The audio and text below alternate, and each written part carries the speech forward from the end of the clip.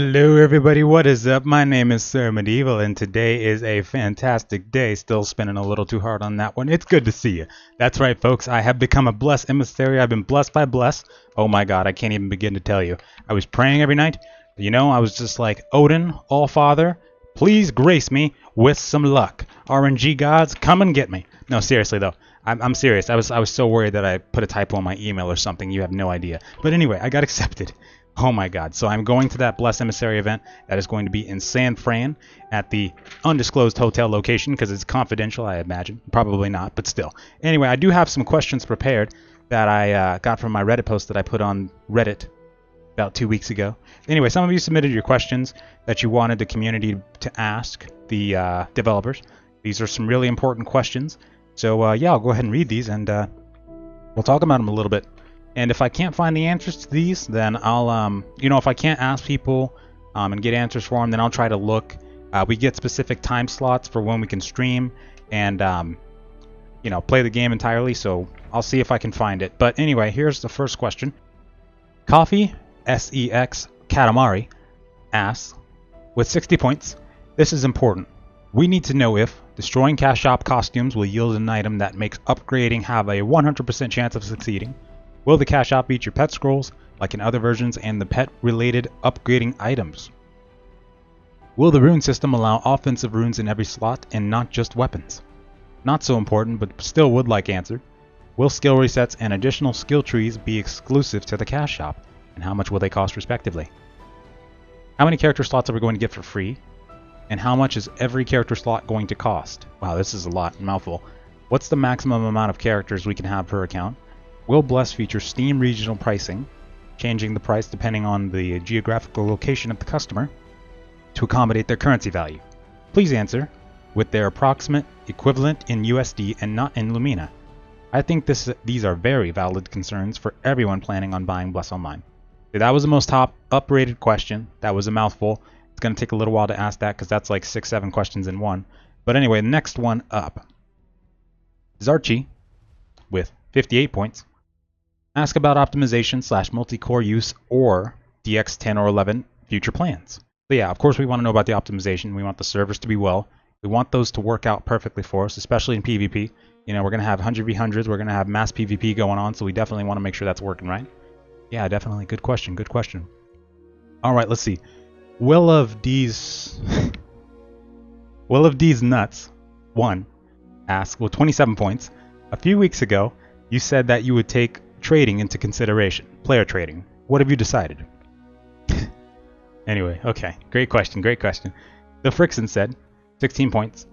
Will items in the auction house have fixed pricing? Makes sense, actually. And I want to go back to the trading for a second here. So, we get why the developers do it now. It started with BDO, right? They wanted to combat the bots. But of course, it's annoying as well because, if you want to trade that piece of gear that you don't need, but your friend couldn't get, or you want to just trade them some consumables, you couldn't do it. At least in BDO, they made it so that you could at least trade the consumables. If I remember right, I think food and like potions and stuff like that, and a couple other things maybe. But yeah, I think that might not be too bad. But we'll see. We'll see what they do. We'll see what they say. And in terms of the auction house, yeah. So it's basically like BDO. I found out that there is, of course, there's a set tax price, 30%. Jeez, Katamari. Anyway, so that tax doesn't actually go anywhere. I thought it did originally when I first started playing the game, but apparently not. So, yeah, we're just paying 30% tax for nothing.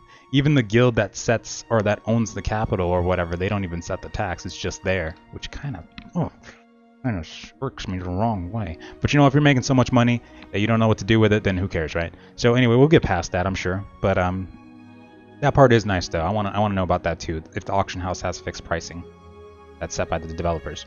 Okay. Well, Wallace, these are kind of out of order here, with 33 points says, questions. What are exactly the consumables that will be purchasable with real-world money? So, of course, they're talking about, like, experience potions, what else did they have in there? Skill reset scrolls, all the consumables that we were able to get. Oh, yeah, the repair ones, where you could just repair your gear on the fly. There was a teleportation item in there in Japanese server. There was also gathering tools. We're not sure what's going to be in the cash shop yet, but they are trying to avoid pay to win.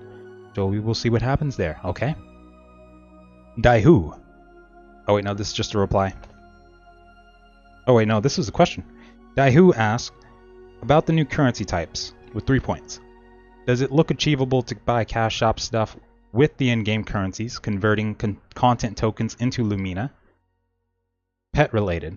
Anything in the pets that are locked behind cash shop items, upgrades, resets, change skills, sell in market? Yeah, okay, so that's, yeah, we want to know about that too.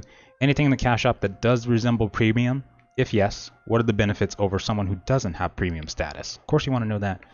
How does the combat feel like? Which game would you compare it to? I guess we don't really need to ask that because we'll already know, because we should be able to find that out at the conference. But we do have those combat previews as well that they provided for us. Bless by bless, if I may say so myself. And then this one's more of a concern.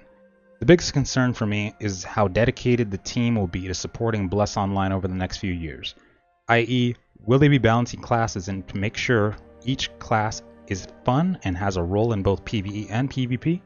And are they committed to releasing the missing races and classes in a timely manner? Will there be content updates, etc.? My biggest concern is that for a game that's already been in development for 5 years, you would expect a lot of issues have already been addressed. But it seems like they keep resetting every 2 years ago. Or so. So I think on this one, we don't really have anything to worry about. Now we know with this version that Bless NeoWiz is going to be self-publishing. They'll have a lot more control of the issues, and they've already expressed that they are willing to listen to the community and act according to our feedback. And I believe that. I think that they know that, you know, we don't take no prisoners over here in NA and EU. All right, if you put in some pay-to-win stuff, we're coming in with a sledgehammer and we're gonna, you know, we won't have it. I like Dasani. Anyway, but yeah, I think that this company is definitely going to listen to our feedback. I think that they're going to do everything they can to make sure that we have an enjoyable experience. I think they're going to do their best when it comes to rolling out content in a timely manner, but I'm going to be honest with you, it might end up being like, you know, 2-3 months before we have major content rollout. It might not be like every 2 weeks or so, you know. So we gotta cut them some slack, but rest assured, I think we're going to be all right. All right, let's just remain hopeful. We got this. All right, let's see.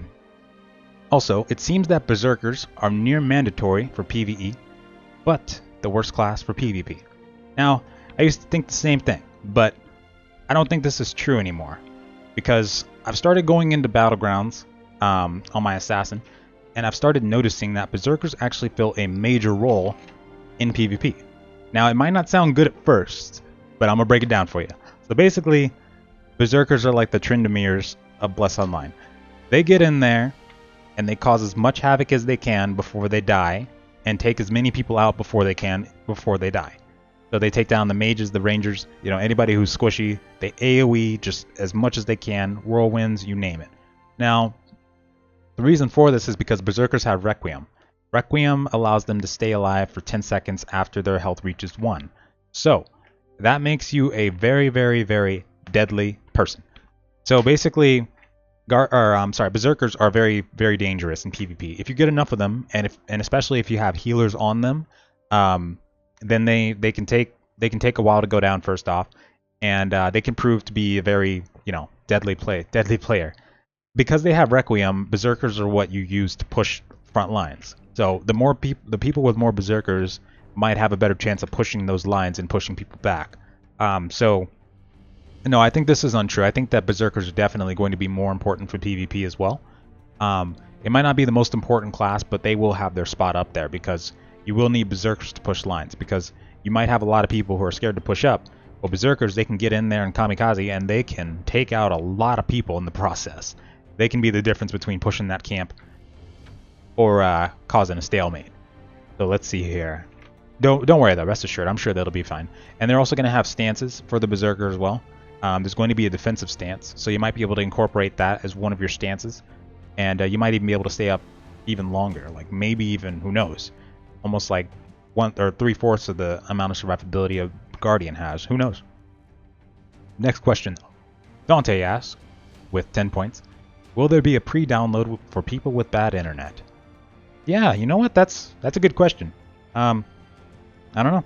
They might. I'm trying to think of like an MMO that released on Steam that actually did do that. I don't know, maybe ESO did. Is ESO on Steam?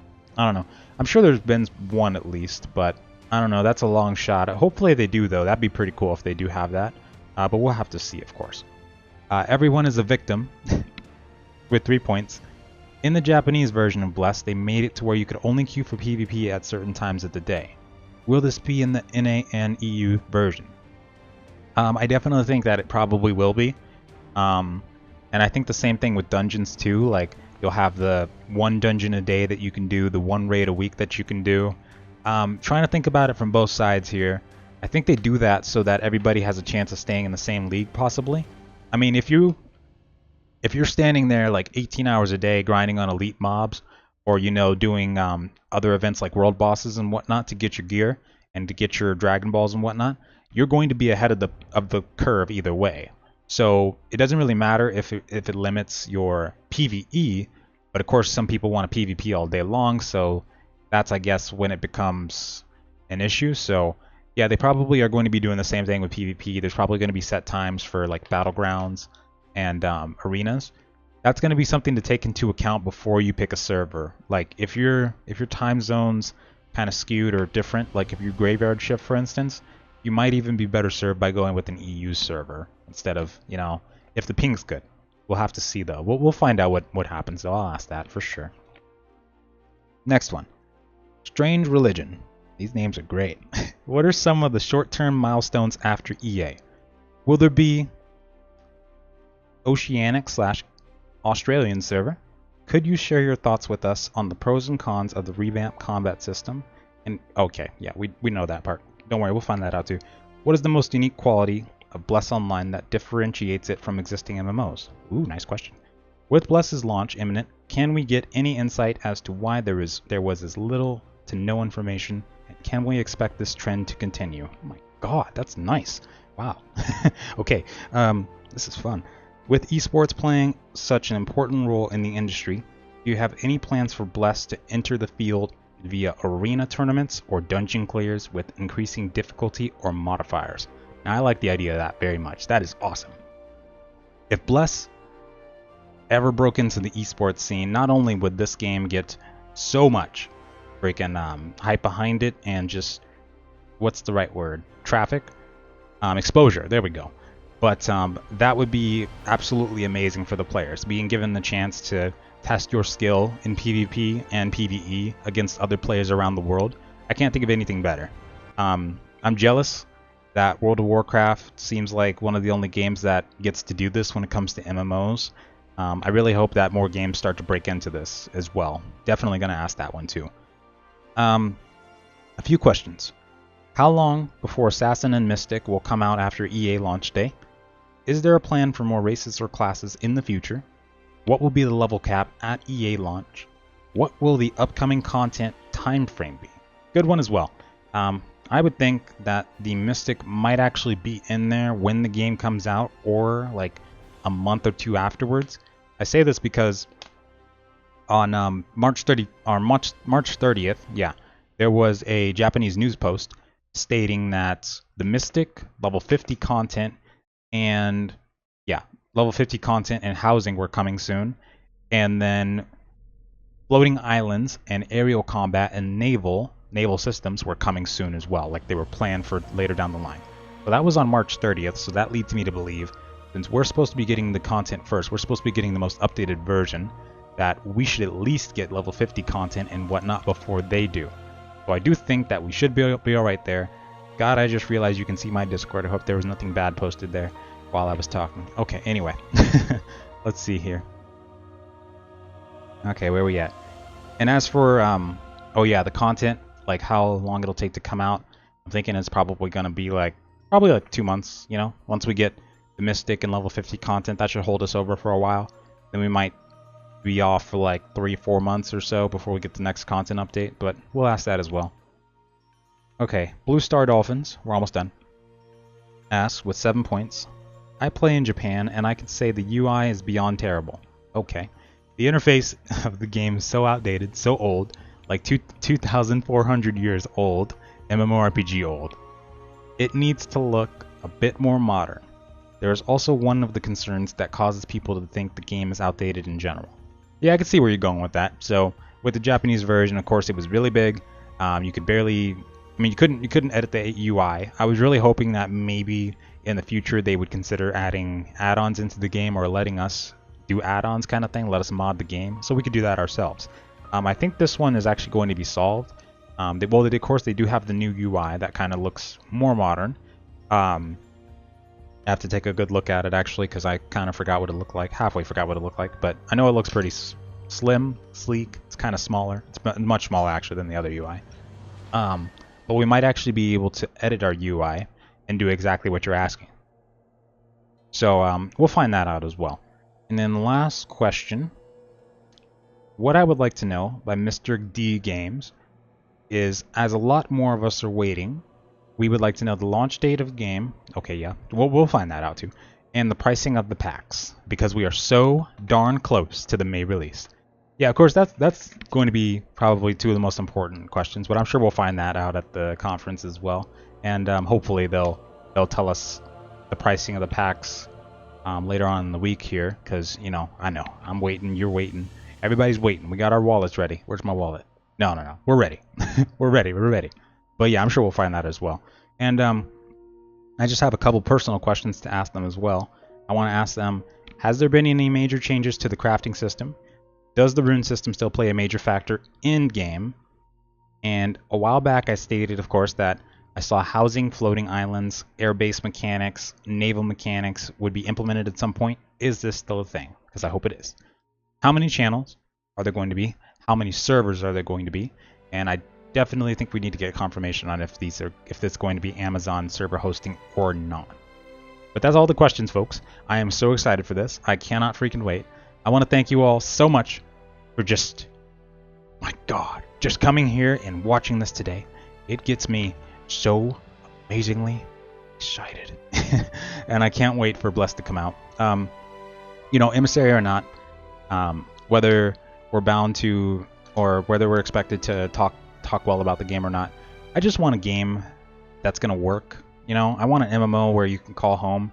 It feels like we've gone so long without just having MMOs you could call home. It feels like there's just been waves and waves of crowdfunding games now and just battle royales and MOBAs. It just feels like, no, I want to go back to the old days where you'd build something up, you know, you'd see your progress, you'd actually be able to live in a breathing, persistent world.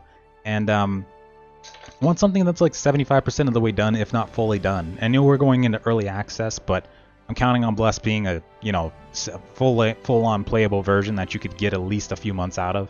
I'm planning on playing Bless for a very long time, but that's just what I hope for other people, for their enjoyment. So folks, thank you so much for watching. I hope you have a wonderful night or day, and I will see you at the conference. And my God, I'm getting blurry right now. Don't look. Bye, guys.